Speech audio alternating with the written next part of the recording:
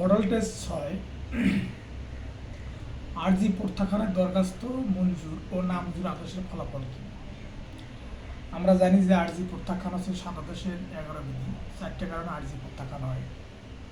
সেটা হচ্ছে 4টে কারণ হচ্ছে কাম ইস্তেফা, অর্থাৎ যদি কোনো মামলার কারণ না থাকে এবং মামলার যদি কম মূল্যের পেপারে যদি মামলাটা দায়ের করা হয়, আরজি দায়ের করা হয়, তাহলে আরজি প্রত্যাখ্যান হতে পারে।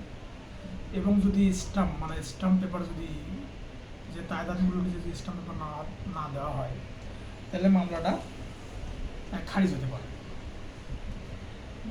পাশাপাশি হচ্ছে যে যদি কোনো আইন দ্বারা তামাদি থাকে, তাহলে এই মামলাটা খারিজ হতে পারে। তামাদি কোনো আইন দ্বারা বাড়িতে বলতে যদি এটা সেনাবাহিনী আইন, নৌবাহিনী আইন, এগুলো আইনের মধ্যে পড়ে, তাহলে অবশ্যই এই আর্জিটা কী হবে, তখন এটা তামাদি হয়ে যাবে, এটা বাড়িতে হবে।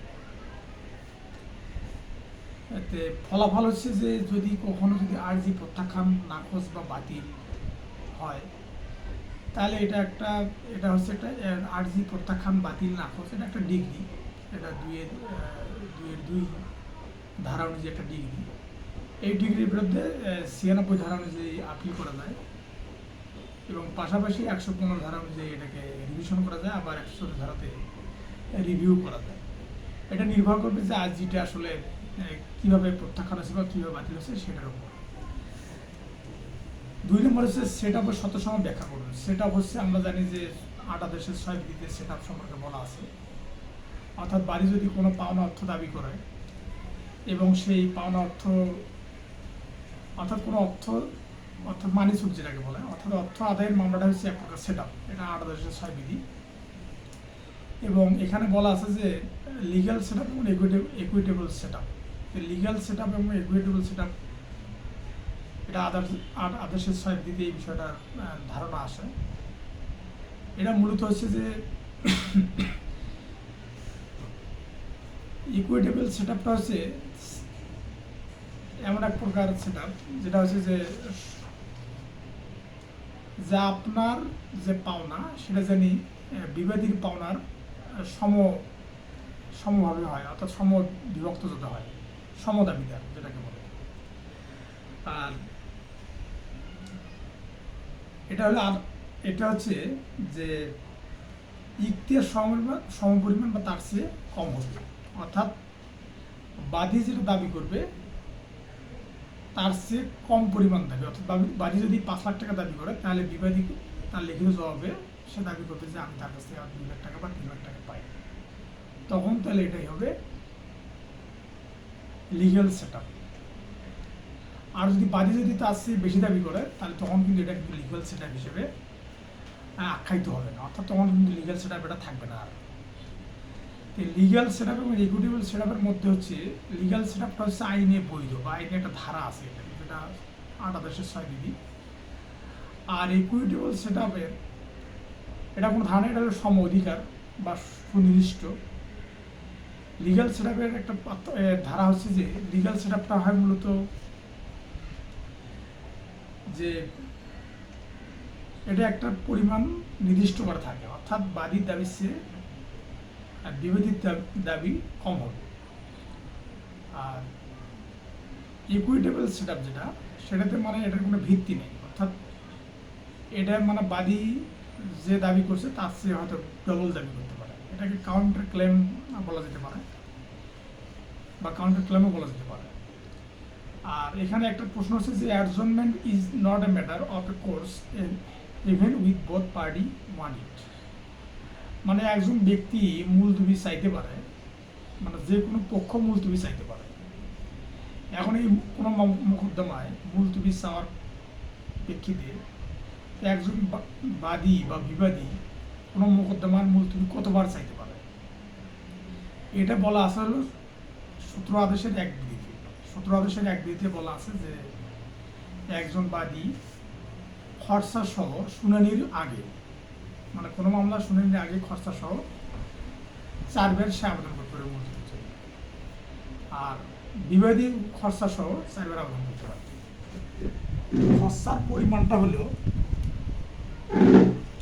খরচার পরিমাণটা এমন হবে যে খরচার পরিমাণটা হবে সর্বনিম্ন 200 টাকা এবং সর্বোচ্চ হবে 1000 টাকা। তো সর্বনিম্ন 200 টাকা থেকে সর্বোচ্চ 1000 টাকা হবে খরচার পরিমাণ। এই খরচা আদালতকে দেওয়ার প্রেক্ষিতে, অর্থাৎ আদালতকে দেওয়ার মধ্য দিয়ে একটা মামলার মুলতবি বা সময়ের আবেদন করা যায়, যেটাকে সময়ের আবেদন বলা হয়। আর বিবাদী শুনানির আগে একটা মোকদ্দমার খসড়া সহ 4 বার আবেদন করতে পারবে সময়ের জন্য।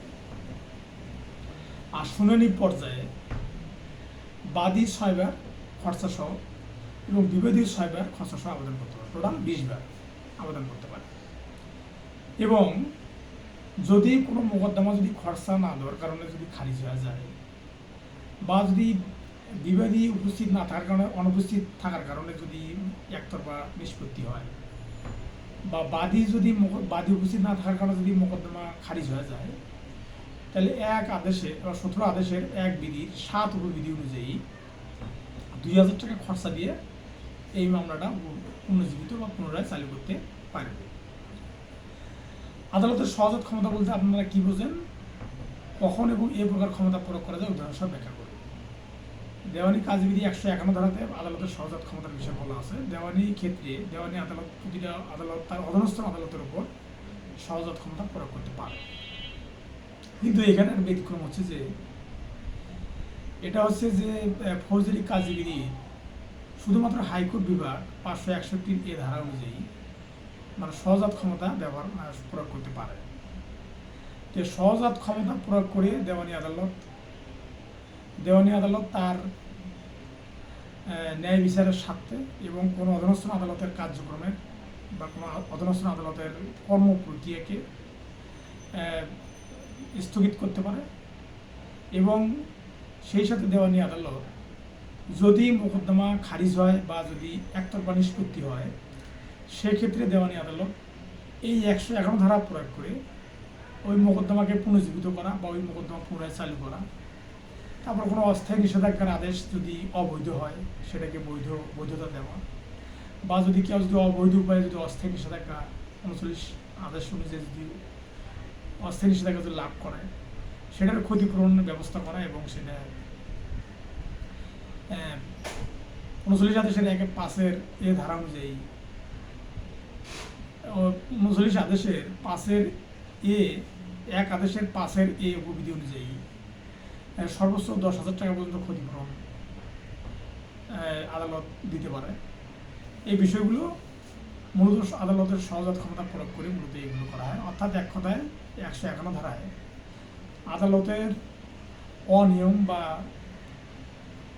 দুর্নীতি এবং মানুষকে ন্যায় বিচার পাওয়ার জন্য মূলত সহজাত ক্ষমতাটা প্রয়োগ করা হয়। তো অস্থায়ী নিষেধাজ্ঞা কখন একটি মামলায় মঞ্জুর করা যেতে পারে? তো অস্থায়ী নিষেধাজ্ঞা অর্থাৎ অর্থাৎ ইনজাংশন অর্থাৎ টেম্পোরারি ইনজাংশন যে বিষয়টা আছে, সেটা হচ্ছে যে দেওয়ানি কাজবিধি 39 আদেশের 1 থেকে 5 এ বিধিতে আছে, 5 এ উপবিধিতে আছে। সেটা হচ্ছে যে যদি আপনি কোনো মামলায় যদি অস্থায়ী নিষেধাজ্ঞা নিতে চান, অর্থাৎ টেম্পোরারি ইনজাংশন যদি আপনি নিতে চান, তাহলে আপনাকে প্রথমে আদালত দেখবে যে আপনার একটা কেস আছে কিনা, মামলা আছে কিনা, অর্থাৎ প্রাইমা ফেসিস কেস যেটাকে বলে, এবং এই মামলাটার আপনার জেতার সম্ভাবনা আছে কিনা। তারপরে এই মামলাটায় যে নালিশি সম্পত্তি আছে, এই সম্পত্তিটা হস্তান্তর হওয়ার বা বিক্রি হওয়ার সম্ভাবনা আছে কিনা। তারপর বিবাদীকে তারপর প্রতারণা করার উদ্দেশ্য আছে কিনা। তারপর আপনি যদি অস্থায়ী নিষেধাজ্ঞা লাভ করতে চান, তাহলে আপনাকে মুক্ত মনে সেটা চাইতে হবে যে আসলে এইটা যদি অস্থায়ী নিষেধাজ্ঞা যদি আদালত না দেয়, তাহলে আমার অপূরণীয় একটা ক্ষতির সম্ভাবনা আছে। তো এইগুলো বিষয় বিবেচনা করে আদালত কী করে অস্থায়ী নিষেধাজ্ঞা দিয়ে দেয়। তো কোন শ্রেণীর মামলায় বাদী তার বিবেচনা অনুযায়ী মূল্য নির্ধারণ করতে পারে? আমরা জানি যে যদি কেউ যদি জমি থেকে বেদখল করে বা জোরপূর্বক দখল করে, বেদখল যেটাকে বলে, সেটা হচ্ছে যে সুনির্দিষ্ট প্রতিকার আইনের 1877-এর 9 ধারাতে বলা আছে যে যদি কেউ আইনগত পন্থা অবলম্বন ব্যতীত যদি কেউ বেআইনিভাবে কারোর সম্পত্তি দখল করে, তাহলে এটা যে অ্যাডভেলাম যে কোর্ট ফি আছে, অর্থাৎ আপনাকে যে কোনো প্রতিটা মামলার একটা কোর্ট ফি আছে, এই কোর্ট ফি অনুযায়ী সেটা আপনি অর্ধেক দেবেন। সুনির্দিষ্ট প্রতিকার আইনের যে মামলাগুলো আছে, এই মামলাগুলো হলো দুটো ক্ষেত্রে, অর্থাৎ দেওয়ানি কার্যবিধি সমস্ত মামলায় অ্যাডভেলাম কোর্ট ফি দিতে হবে, কিন্তু দুটো মামলায় শুধুমাত্র কোর্ট ফিটা নির্দিষ্ট করা আছে। সেটা হচ্ছে যে ঘোষণামূলক মামলা, যেমন প্রতিটা ঘোষণার জন্য 300 টাকা করে দিতে হবে। আর পাশাপাশি যদি আপনাকে জমি থেকে কেউ বেদখল করে, তাহলে এই জন্য আপনার কোর্ট ফি যেটা অ্যাডভেলাম কোর্ট ফি যেটা আছে, অর্থাৎ যেটা আদালত কর্তৃক যেটা নির্ধারিত, সেটার অর্ধেক টাকা দিয়ে আপনাকে মামলাটা দায়ের করতে হবে। আর এটা মূলত হচ্ছে যে যদি বেআইনিভাবে কেউ বেদখল করে, তাহলে আপনাকে তামাদি আইনের 3 অনুচ্ছেদ অনুযায়ী 6 মাসের মধ্যে আপনাকে কী করতে হবে, মানে আপনাকে যে বেদখল করছে সেই মামলাটা আদালতে দায়ের করতে হবে। যদি 6 মাস পরে যদি আপনি মামলা দায়ের করেন, তাহলে মামলাটা তামাদি হয়ে যাবে। তাহলে আমরা মূলত এখানে জানলাম যে বেদখলের মামলা, অর্থাৎ জমি বেদখলের মামলা, জবরদখলের মামলা এবং ঘোষণামূলক মোকদ্দমার ক্ষেত্রে শুধুমাত্র এই কোর্ট ফিটা নির্ধারণ করা আছে। তাই আনুষঙ্গিক প্রতিকার সহ ঘোষণামূলক মামলা আলোচনা করব। আমরা জানি যে 42 ধারা আনুষঙ্গিক প্রতিকার আছে। এই আনুষঙ্গিক প্রতিকারটা মূলত হচ্ছে এরকম যে আপনাকে জমি থেকে বেদখল করছে। এখন বেদখল হওয়ার পাশাপাশি আপনার যে লোক জমি দখল করছে, ওই লোক বলতেছে যে ওই জমিটা আমি তার বাবার কাছ থেকে বা দাদার কাছ থেকে কিনছি। সেই সত্ত্বে আপনাকে জমি থেকে বেদখল করছে। তাহলে এই যে বেদখল করছে, তাহলে আপনি এখন দুটো এখানে প্রতিকার চাইতে হবে। একটা হচ্ছে যে আপনার সত্য দাবি করতে হবে, পাশাপাশি আপনাকে আদালত থেকে জমিটা দখল করে দেবে, দখল পুনরুদ্ধার করে দেবে। তাহলে এখন এই জন্য এটাকে এই যে দখলটা আপনাকে বুঝে দিবে, পাশাপাশি সত্যটা ঘোষণা করবে, এই যে সত্য ঘোষণা আপনি চাচ্ছেন, এটা হচ্ছে আনুষঙ্গিক প্রতিকার। অর্থাৎ আপনাকে যে প্রতিকারগুলো আপনার পাওয়া উচিত, সেটা আপনাকে আদালতে একসঙ্গে চাইতে হবে। তখন আদালত কী করবে, সুনির্দিষ্ট প্রতিকার আইনের 42 ধারা অনুযায়ী আপনাকে সেই প্রতিকারগুলো দিয়ে দেবে। এখন যদি আপনার জমি বেদখল করছে, আপনি শুধুমাত্র যা জমি বেদখলে মামলা করছে 9 ধারা অনুযায়ী জমি দখল পুনরুদ্ধারের মামলা করছে। এখন দখল পুনরুদ্ধারের মামলা করার পাশাপাশি দখল পুনরুদ্ধারের মামলা শেষ হয়ে গেল, পরে আপনি ফিরে আবার মামলা করলেন কি, যে আমাকে সত্য ঘোষণা, আমার সত্যটা অস্বীকার করছে, আমার নাকি দাদার কাছ থেকে জমিটা কিনছে বা বাবার কাছ থেকে জমিটা কিনছে, সেটা অস্বীকার করছে। সেই সত্যটা আমার সেটাও ঘোষণা করা। তাহলে এরকম আদালত করবেন। আপনাকে ঘোষণামূলক মামলার মধ্যে আপনার আনুষঙ্গিক প্রতিকার কী হওয়া উচিত, অর্থাৎ জমিটা আপনাকে দখল বুঝিয়ে দিবে, তারপর আপনার সত্য প্রমাণ বুঝিয়ে দিবে, তারপর জমিটা যদি কোনো খতিয়ান বা খাজনা যদি সমস্যা থাকে সেগুলো ঠিক করে দিবে। এইগুলো আপনি আনুষঙ্গিক প্রতিকার, বা যদি দলিলে কোনো সমস্যা থাকে সেই দলিলগুলো বাতিল করে দিবে বা সংশোধন করার সুযোগ দিবে। এই সমস্ত কিছু দিয়ে আপনাকে আদালত কী করবে, ঘোষণামূলক একটা ঘোষণা দিয়ে দিবে যে এই জমিটা আজ থেকে তার নামে ঘোষণা করা হবে। আর এই ঘোষণামূলক মোকদ্দমাটা বা বেদখলের মামলা, জবরদখলের যেটা বেদখলের মামলা, এই মামলাটা কিন্তু মূলত হয় আপনার জমি আপনি ভোগ করতেছেন, ভোগ করতে করতে হঠাৎ একজন আসে আপনার জমি দখল করছে, তাহলে আপনি জবরদখলের মামলা করেন। কিন্তু দেখা যাচ্ছে যে আপনি কোনো জায়গায় ভাড়া দিচ্ছেন, আপনি একটা বাসা বানিয়ে ভাড়া দিচ্ছেন, এখন ভাড়াটের বিরুদ্ধে আপনি জবরদখলের মামলা করছেন, বেদখলের মামলা করছেন, যে ভাড়াটে জোর করে আমার বাড়ি দখল করছে। যদি দেখা যাচ্ছে যে আপনি ওই ভাড়াটাকে ভাড়া দিচ্ছেন, তাহলে কিন্তু ওই ভাড়াটের বিরুদ্ধে আপনি বেদখলের মামলা বা জবরদখলের মামলা আপনি করতে পারবেন না। তো বাদীর দখলে এখনো জমি ছিল, যেটা আগে বললাম। তো জামিনযোগ্য এবং জামিন অযোগ্য অপরাধ সহ বলতে কী বলবো, আমরা জানি যে 154 ধারায় আমলযোগ্য অপরাধ আছে। ফৌজদারি কার্যবিধি 154 ধারায় বলা আছে আমলযোগ্য অপরাধ, এবং 155 ধারায় বলা আছে যে আমল অযোগ্য অপরাধ।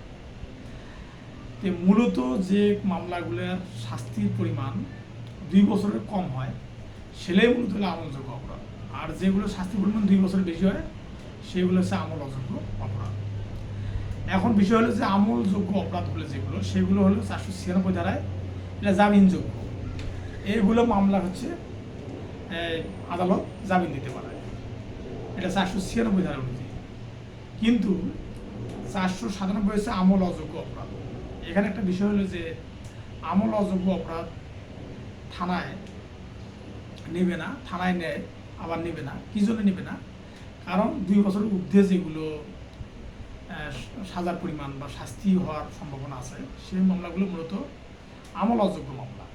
তাই আমল অযোগ্য মামলার ক্ষেত্রে কী করবে, যদি আপনি থানায় যান বা আপনার বাড়ি যদি কেউ যদি পুড়ে দেয় বা আপনাকে যদি কেউ হত্যা করার চেষ্টা করে, যেটা আমল অযোগ্য অপরাধ, তো সেই মামলাগুলো থানায় করে কি, থানা ওগুলো একটা তার রেজিস্টার বইতে নথিভুক্ত করে। নথিভুক্ত করার পর আপনাকে আমলি আদালতে অর্থাৎ চিফ জুডিশিয়াল ম্যাজিস্ট্রেট আদালতে আপনাকে পাঠাবে কমপ্লেনটা দেওয়ার জন্য বা অভিযোগ দেওয়ার জন্য। তখন যদি চিফ জুডিশিয়াল ম্যাজিস্ট্রেট আদালত যদি থানাকে নির্দেশ দেয় যে তদন্ত করার জন্য, তখন আদালত কী করবে, তখন তদন্ত করবে।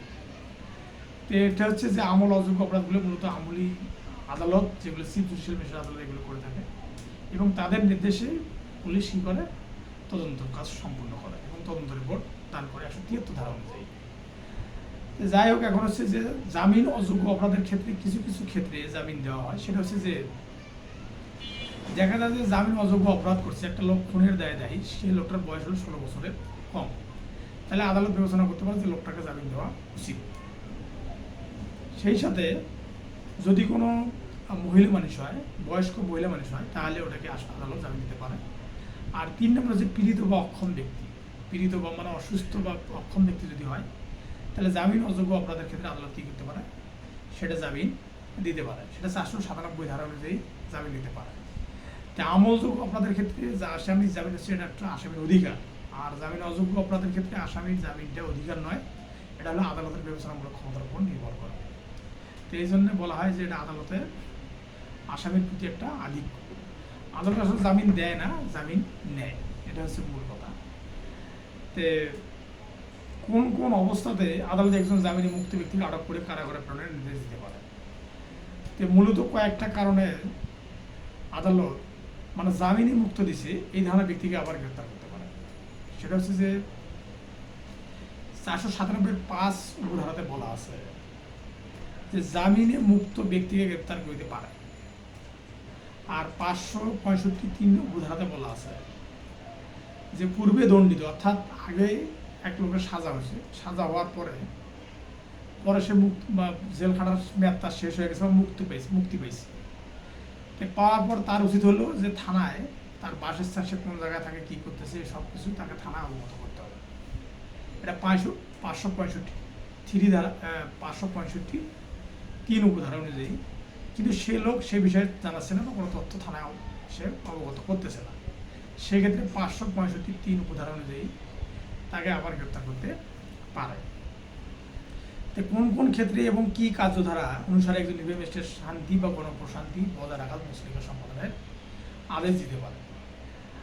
তাহলে ফৌজদারি কাজবিধি 133 ধারাতে বলা আছে যে যদি কোনো গণ উৎপাত যদি সংগঠিত হয় এবং সেটা যদি সংগঠিত হয়েই যায়, তাহলে দেখা যাচ্ছে যে এই গণ উৎপাত সংগঠিত হওয়ার পর, অর্থাৎ গণ অশান্তি, যেটাকে গণ অশান্তি বলা হয় সহজ বাংলায়, এই গণ অশান্তি ভঙ্গের ফলে যে বিষয়গুলো থাকে, যেমন ধরেন যে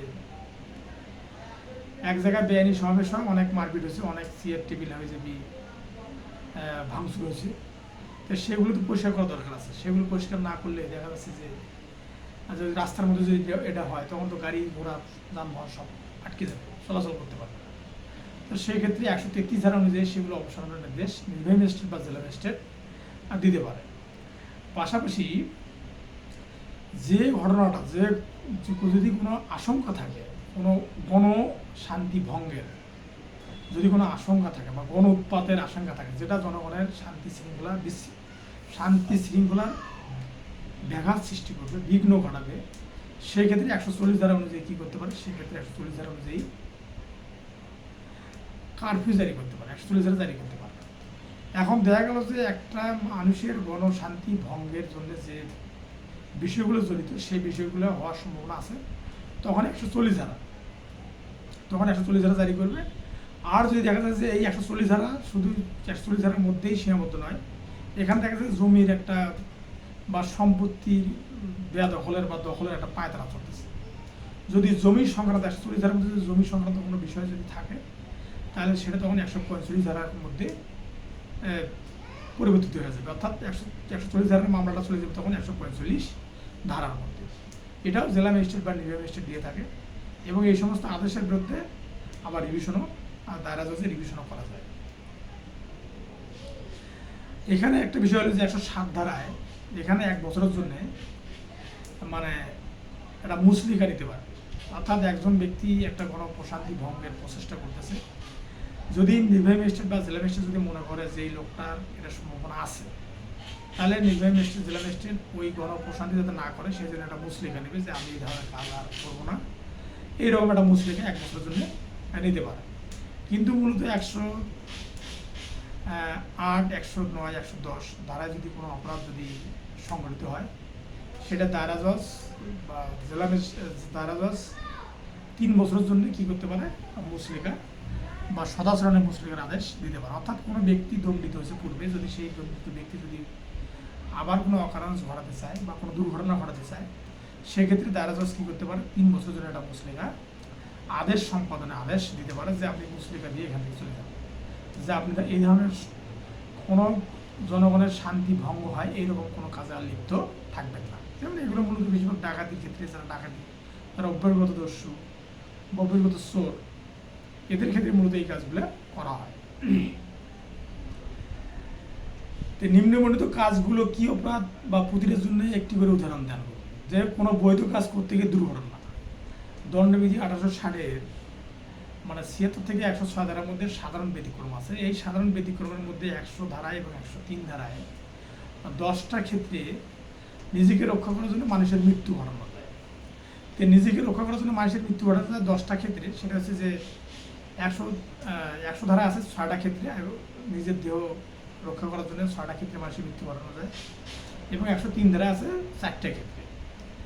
তাহলে 100 ধারায় যে 6টা ক্ষেত্র যে রয়েছে, এই 6টা ক্ষেত্র হচ্ছে মূলত যদি আপনার গুরুতর আঘাতের সম্ভাবনা, অর্থাৎ 319 এবং 20 ধারা, যদি 319 ধারা আঘাতের সংখ্যা, 320 ধারায় আঘাতের প্রকারভেদ, যদি এরকম সংখ্যা যদি আপনি যদি অনুভব করেন, তাহলে আপনি কোনো মানুষের মৃত্যু ঘটাতে পারবেন। এটা বলা আছে ফৌজদারি দণ্ডবিধি 1860-এর 100 ধারাতে। তারপর আপনাকে যদি কেউ যদি অপহরণ করতে চায়, অপহরণ মানে 359 ধারা অনুযায়ী, তাহলে আপনি তাকে মৃত্যু ঘটাতে পারবেন। যদি আপনাকে কেউ ধর্ষণ করতে চায়, তাহলে আপনি তাকে কী করে মৃত্যু ঘটাতে পারবেন 375 ধারা অনুযায়ী। পাশাপাশি যদি আপনাকে কেউ যদি বাড়িতে আগুন লাগিয়ে দিতে চায় 436 ধারা অনুযায়ী, দণ্ডবিধি 436 ধারা অনুযায়ী, তাহলে আপনি তার মৃত্যু ঘটাতে পারবেন। তা এইরকম 6টা ক্ষেত্রে আপনি যদি উপর কোনো ব্যক্তির মৃত্যু ঘটান, তাহলে সেটা অপরাধজনক নরহত্যা বা নরহত্যা হিসেবে গণ্য হবে না, সেটা অপরাধ বলে গণ্য হবে না। তারপরে 103 ধারায় বলা আছে 4টা ক্ষেত্রে সম্পত্তি রক্ষার জন্য। তো সম্পত্তি রক্ষার জন্য আপনি 4টা ক্ষেত্রে কী করতে মানুষের মৃত্যু ঘটাতে পারবেন, সেটা মৃত্যু হিসেবে পরিগণিত হবে না। সেটা প্রথমটা কি, সেটা প্রথমটা হচ্ছে যে যদি আপনার বাসা যদি কেউ চুরি করতে আসে, তাহলে আপনি কী করতে পারবেন, আপনি তার মৃত্যু ঘটাতে পারবেন। বা যদি শীত কেটে যদি গৃহে প্রবেশ করে যদি আপনাকে যদি কোনো হানি করার চেষ্টা করে, 425 ধারা অনুযায়ী যদি ক্ষতি করার চেষ্টা করে, তাহলে আপনি সেই লোকের যদি মৃত্যু ঘটান, সেটা অপরাধ হিসেবে গণ্য হবে না। তারপর আবার আরেকটা বিষয় হচ্ছে যে আপনাকে যদি কেউ যদি বাড়িতে আগুন লাগা দেওয়ার চেষ্টা করে, সেটাও যদি আপনি যদি তার যদি মৃত্যু ঘটান, তাহলে সেটাও অপরাধ হিসেবে গণ্য হবে না। এরকম 100 ধারায় এবং 103 ধারায় 10টা ক্ষেত্রে আত্মরক্ষার এবং সম্পত্তি রক্ষার অধিকারের জন্য মানুষের মৃত্যু ঘটালে সেটা অপরাধ হিসেবে গণ্য হবে না। আর হচ্ছে যে সরল বিশ্বাসে জ্ঞাপন করা, মানে সরল বিশ্বাসে জ্ঞাপন করা, এটা বলা আছে 93 ধারায়। একজন ডাক্তারের কাছে গেছেন, ডাক্তার আপনাকে সরল বিশ্বাসে বলছেন যে আপনার যে সমস্যা আপনি আর বাঁচবেন না, তাহলে এই কথা শুনে আপনি স্টপ করে বা আপনি যেভাবে মারা গেলেন, তাহলে এটা কিন্তু 93 ধারা অনুযায়ী এটা কিন্তু কোনো অপরাধ হয়নি ডাক্তার, এবং ডাক্তারের কোনো অপরাধ বলে গণ্য হবে না। সেটা দণ্ডবিধি 93 ধারা অনুযায়ী। তারপরে আইন দ্বারা করতে বাধ্য কোনো ব্যক্তি বা তথ্যের ভুলের কারণে নিজেই আইন দ্বারা করতে বাধ্য মর্মে বিশেষকারী কোনো ব্যক্তি কর্তৃক কৃত কাজ। সাধারণ ব্যতিক্রমের প্রথম ধারাটা যেটা আছে 76 ধারা, এই ধারায় বলা আছে যে আইন দ্বারা করতে বাধ্য কোনো ব্যক্তি বা তথ্যগত ভুলের কারণে নিজে আইন দ্বারা করতে বাধ্য মানে বিশ্বাসকারী কোনো ব্যক্তি কর্তৃক কৃত কাজ। অর্থাৎ কমান্ডিং অফিসার সৈনিককে বললো যে আপনি এখানে গুলি চালান, তো গুলি চালার কারণে একটা নিরপরাধ শিশু মারা গেল, তাহলে কিন্তু এটা এই সৈনিকের কোনো অপরাধ হিসেবে গণ্য হবে না। এটা এই বিষয়টা এখানে বলা আছে। আর আইন অনুসারে সঠিক কোনো ব্যক্তি বা তথ্যগত ভুলের কারণে নিজে আইন অনুসারে সঠিক মনে বিশ্বাসকারী কোনো ব্যক্তির কর্তৃকৃত কাজ। এটা বলা আছে ৭৯ ধারাতে, অর্থাৎ আইন অনুসারে সঠিক কোনো ব্যক্তি বা তথ্যগত ভুলের কারণে নিজে আইন অনুসারে সঠিক মর্মে বিশেষকারী ব্যক্তি কর্তৃক কোনো কৃত কাজ। যেমন আপনার কাছে মনে হচ্ছে যে আবুল নামের এক ব্যক্তি একটা খুন সংঘটিত করেছে, আপনার কাছে মনে হচ্ছে, তো সেটা আপনি সরল আপনি থানায় বলছেন, কিন্তু পরে তদন্ত করে দেখা গেল যে না, আবুল এই ধরনের কোনো কাজ করার সাথে সম্পৃক্ত বা করে নেই। তাহলে এই যে আপনি যে থানায় যেটা ভুল তথ্য দিলেন, ভুল তথ্য দেওয়ার কারণে আপনার কাছে ভুল তথ্য দেওয়ার কারণে পুলিশ আসলে আসিয়া বিষয়টা তদন্ত করলো, কিন্তু পরে দেখা গেলো যে বিষয়টা আপনি বলছেন সেই বিষয়টা নয়, তখন কিন্তু এটা আপনার কোনো অপরাধ হয়নি। কেউ জন্য, কারণ আপনি সরল মনে আপনি বিষয়টা মনে করছেন যে এই ধরনের ঘটনা মনে ঘটতেছে, কিন্তু আসলে ওই ধরনের ঘটনা ঘটে নাই, ঘটনা ঘটছে অন্যটা। তাহলে আপনি সেক্ষেত্রে ১৭৯ ধারা অনুযায়ী সেটা কী করতে পারবেন, সেটা প্রতিহত করতে পারবেন। তা নিম্নলিখিত অপরাধের মধ্যেকার পার্থক্য খুঁজে বের করুন। মনুষ্যরণ অপহরণ, মনুষ্যরণ আছে ৩৫৯ ধারায় এবং অপহরণ আছে ৩৬২ ধারায়। মিথ্যার ট্রেডমার্ক ও মিথ্যার সম্পত্তি চিহ্নের ব্যবহার, ট্রেডমার্ক ৪৭৮ ধারা আছে ট্রেডমার্ক, এবং মিথ্যার সম্পত্তি চিহ্নের ব্যবহার এটা ৪৮১ ধারাতে আছে। আর অপরাধমূলক ষড়যন্ত্র এবং সাধারণ অভিপ্রায়, অপরাধমূলক ষড়যন্ত্র ১২০ এতে আছে এবং শাস্তি আছে ১২০ বি, এটা যাবজ্জীবন। আর সাধারণ অভিপ্রায় আছে ১০০, কমন ইন্টেনশন অর্থাৎ কমন ইন্টেনশন আছে ৩৯, দণ্ডবিধি ৩৪ ধারাতে।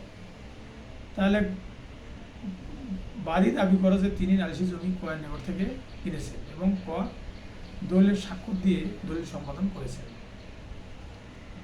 কিন্তু সাক্ষ্য প্রদান করলে বাদী জেরায় বলেন যে ক দলিলের টিপসই দিয়ে দলিল সম্পাদন করেননি। তাহলে এই ধরনের যদি বিষয় থাকে, তাহলে সেক্ষেত্রে আপনি কী করতে পারবেন, আপনি তখন সেক্ষেত্রে আপনি কী করতে পারবেন, আপনি তখন মামলা দায়ের করতে পারবেন। সেটা হচ্ছে যে মানে আপনি যে জমিটা দলিলটা করে রেখেছেন সেই দলিলটা বলতেছে যে সে দলিলটা টিপসই দিচ্ছেন যার কাছে জমিটা কিনছেন, এখন সে বলতেছে যে দলিলে তো আমি টিপসই দিইনি, আমি দিচ্ছি স্বাক্ষর। তাহলে এটা প্রমাণ করার জন্য আপনি জেরা স্বাক্ষর ১৩৮ ধারা অনুযায়ী আপনি তাকে জেরা করতে পারবেন, এবং ১৪৫ ধারা অনুযায়ী যখন সে সেটেলমেন্ট অফিসে যায় টিপসই দিচ্ছে বা স্বাক্ষর দিচ্ছে, তখন আপনি সেটাকে প্রমাণ করতে হবে ১৪৫ ধারা অনুযায়ী। তাহলে এই বিষয়টা এখানে বলা আছে। আরেকটা বিষয় হলো যে